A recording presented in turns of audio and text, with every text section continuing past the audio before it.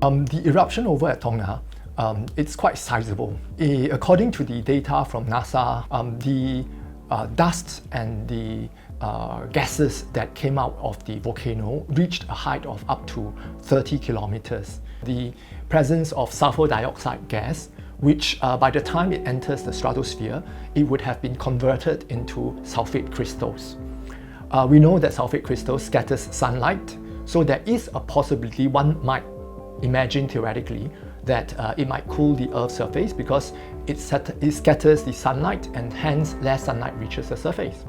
The same NASA data seems to suggest that up to now, the amount of sulfur dioxide ejected is about 400 million kilograms, and that is an amount that is about 50 times less than a very famous volcanic eruptions by the Pinatubo in Philippines. The Pinatubo eruption caused something like 0.6 degrees Celsius of cooling on the Earth's surface. So this one, being 50 times less, will not really have a substantial impact on the global surface.